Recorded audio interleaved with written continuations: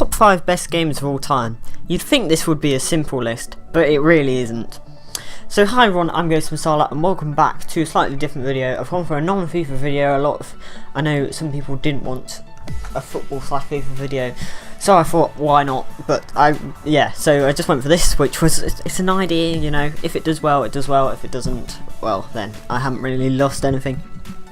But anyway, let's explain what this list is about. So this is best, not favourite, or most played. So for example, my favourite list would be very, very different to this list, because the games I enjoy playing and that are my favourite all the time, I like for very niche reasons.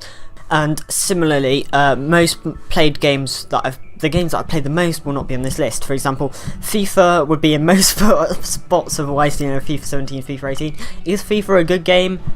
Objectively, not really. Not for everyone. It's not a well-made video game in my opinion. So I'm judging on what most people would enjoy, but it is personal in a way because it's only games that I have played, because I want to sort of be able to judge them fairly.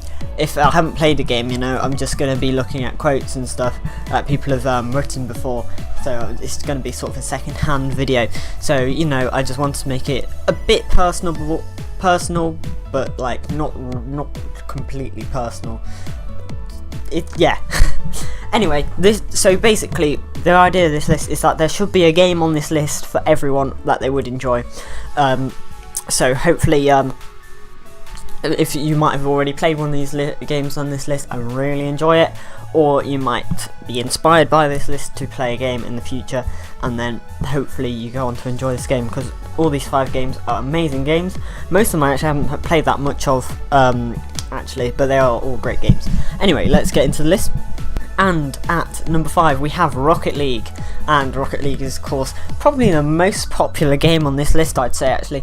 And I think most people have played a bit of Rocket League, probably for about at least only like 20 minutes would be probably the average playtime, because it's such a fun game to sort of dip into and dip out of whenever you want to play it. So like you can just play it whenever you want, and it's really easy to understand and it's great fun. You don't need to be skilled at it to have fun with your friends, and it's a great concept.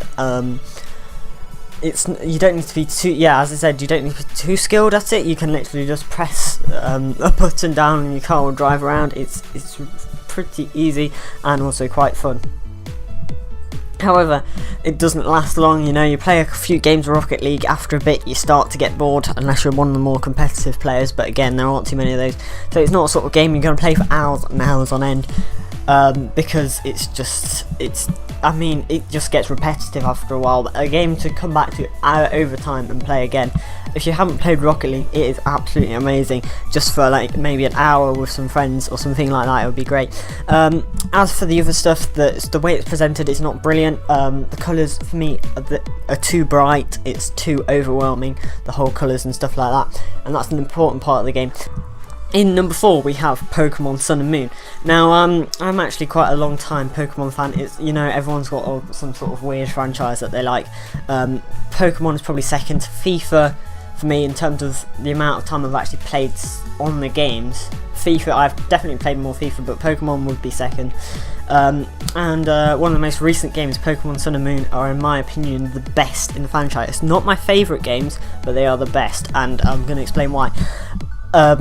They're just presented so well. So they're set in Hawaii, and that choice for the franchise was amazing because you've got all the styles of Hawaii. It's such a bright game, and it's so fun for like all age ranges as well.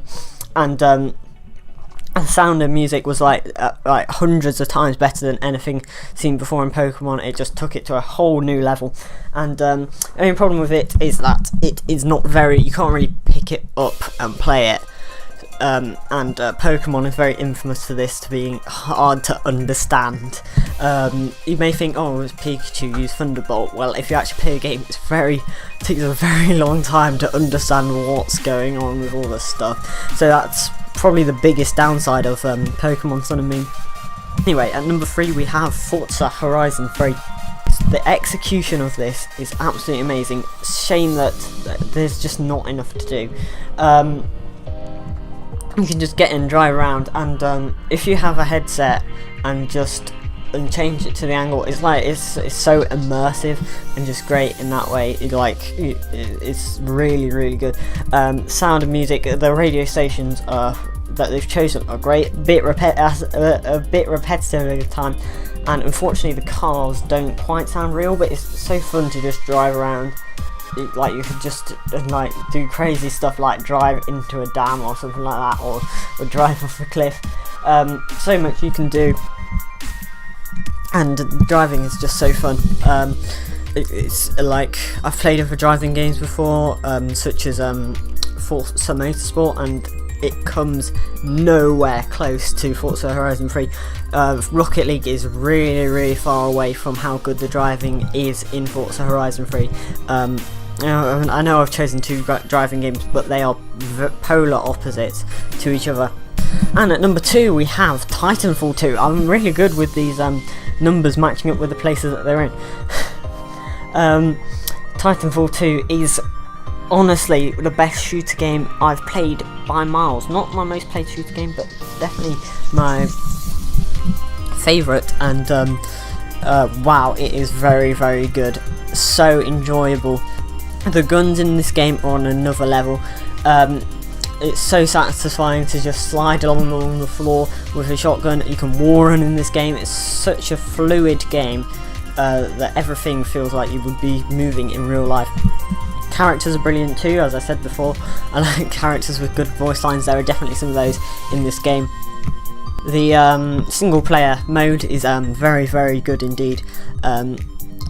It's very intimidating as well. It's really, the atmosphere in this game, if you see another person, you're scared,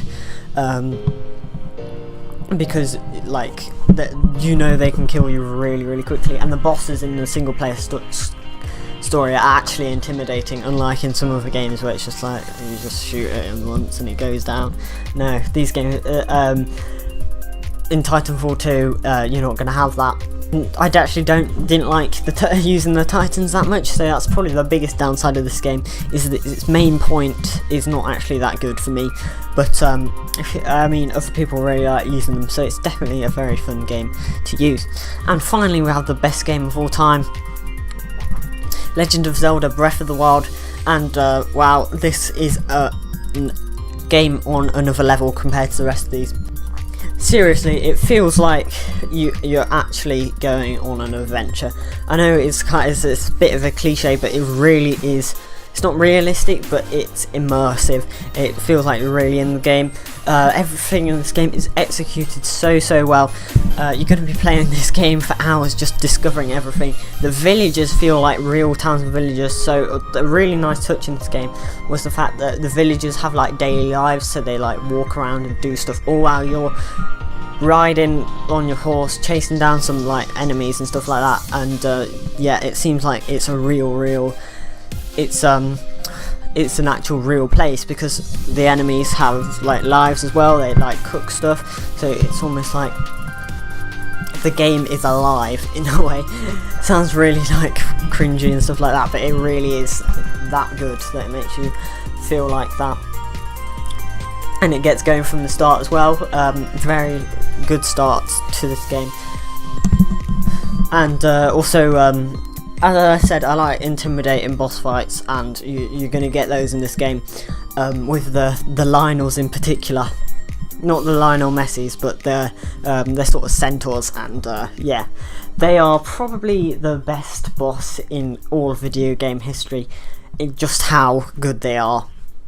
In terms of, you're going to die to them a lot, and it's like it's an actual boss instead of, you know, it's something that looks intimidating, but you can take it out really easily.